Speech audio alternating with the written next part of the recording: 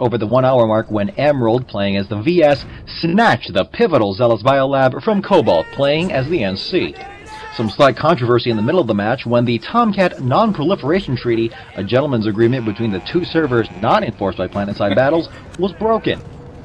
The official Server Smash commentators confirmed live on the air that the players were Cobalt. Later on Reddit, Maelstrom26 took to Reddit to post the names of those responsible.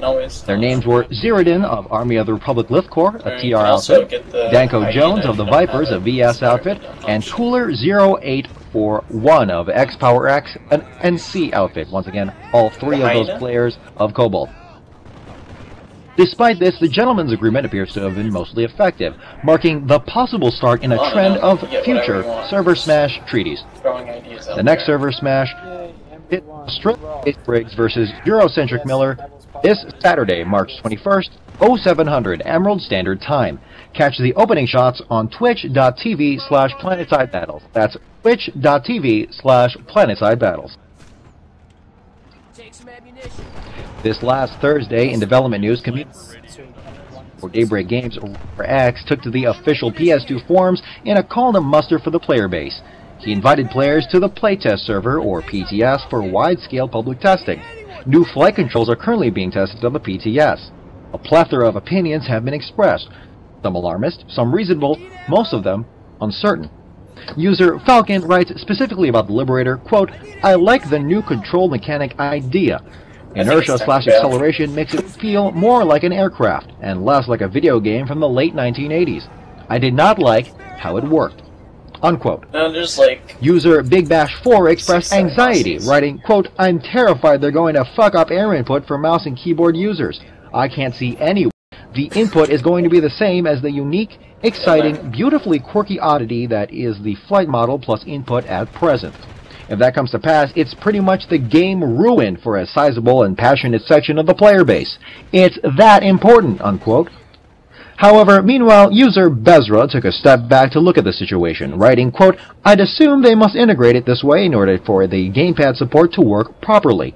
They intend to adjust the value so it is indistinguishable from live, and people have been bitching for better joystick support for ages, so it sounds like a good chance to me."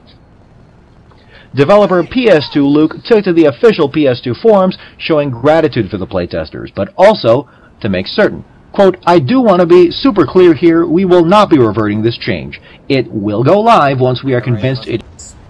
We appreciate how passionate this pilot community is and how much time you've all put into being good pilots, and we don't want to ruin that. Which is why we need your feedback. You all have more hours flying than any of us, so your voices are incredibly important, signaling the first of possibly several changes yet to come. Pilots are encouraged to continue to playtest and give their feedback in the most logical and reasonable way possible, avoiding as much alarmist rhetoric as they can." In other development news, a week and a day ago, Clint Worley, executive producer for PlanetSide 2 on PlayStation 4, took to Twitter, quote, "Sorry for the lack of updates. I am no longer working at Daybreak Games. The PS4 team is still cranking away, and the game is in good hands," unquote. It is unknown at the time of this report if Worley resigned or was laid off. He went on to tweet 3 more times that day, all of them expressing optimism for PS2's upcoming release on the PS4, as well as his personal gratitude for having participated in the work. At the time of the report, however, he has not tweeted since. Worley's departure takes place just over a month since SOE's acquisition and subsequent transformation into Daybreak Games, and it casts another shadow of doubt on the PS2 expanded community on Reddit and Twitter.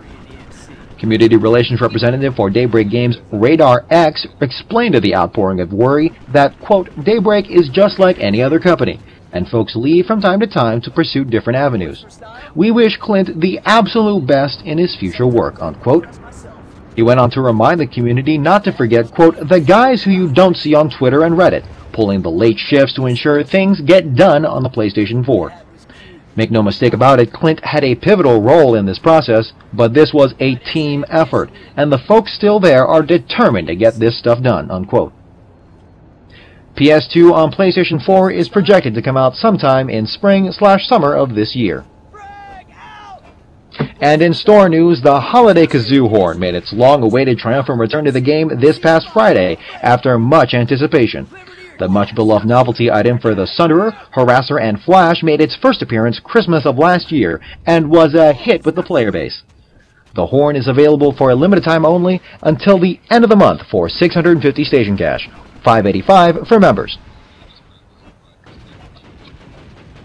Yesterday, user Panda P4NDA, also known as Pandemonium, of Connery VS outfit The Bloodraven Clan, or BRAC, released a video detailing part of PS2's varied lore and backstory, utilizing intense dramatic narration. Quote, "This was created to shed some light on an amazing story that is often overlooked, in my opinion, by the PlanetSide community. The project took roughly 2 months to make and went through 4 major iterations, 4 voice actresses." Made one of those like 8 years ago. Very, very, very much work, sick. Initially, it started out as a very short video dramatizing the events before humanity entered the wormhole leading to the galaxy containing Auraxis to what it is now. As I picked up After Effects and grew with the program, Genesis eventually grew in scope as well, unquote. You can view the video and more at youtube.com/butteredmilk. That's youtube.com/butteredmilk. User Cowkin on Reddit released a 28-page dissertation yesterday using PS2 players as a sample population. In his thesis, he writes, quote, "This study was formulated to investigate the relationship between the average weekly play of MMOs and the participants' psychosocial well-being, and to investigate how a player's motivations for MMO play may lead to differences in psychosocial well-being," unquote.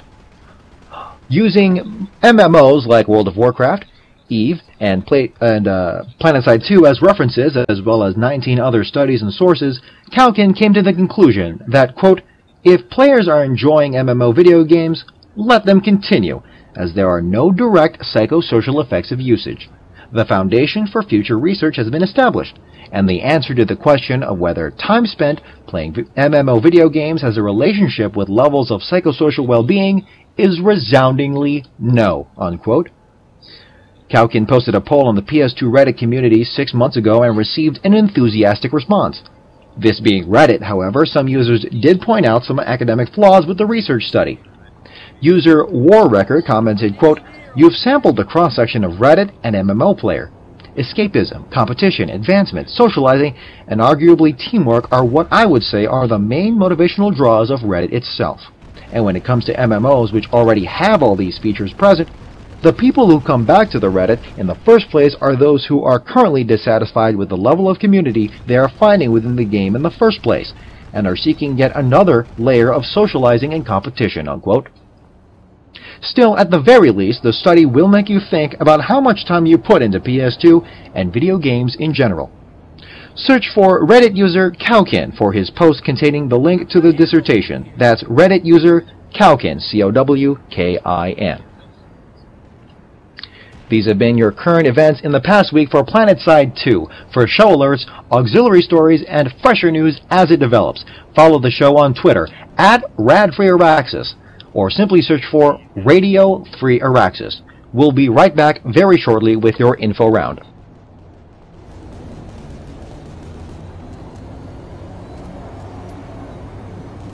Well, this is makes up to the usual. Yeah. It's Radio Free Auraxis. I'm okay with listening to it. If you don't like it, just go play the game.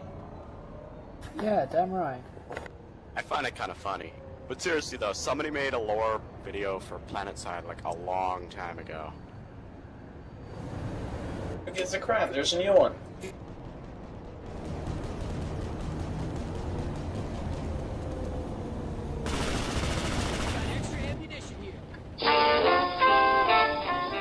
And now for your continental weather update. All numbers are in degrees freedom. Amarish, 75 degrees. Esamir, -47. Hassan, 54. And Indar, 112. -47. Warpgate traffic report brought to you by the Warpgate Transit Authority.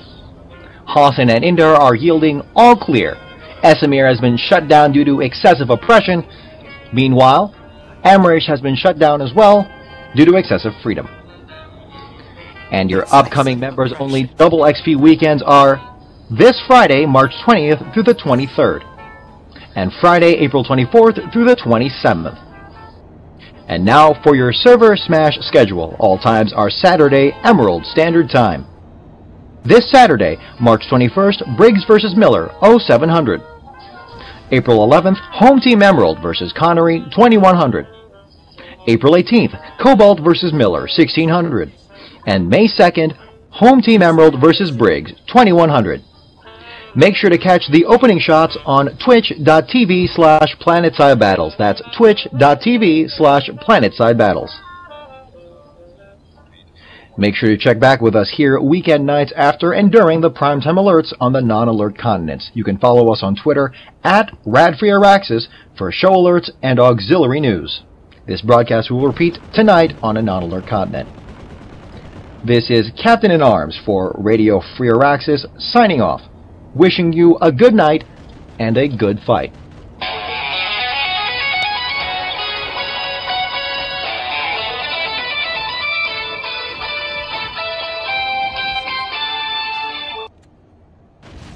Oh, that was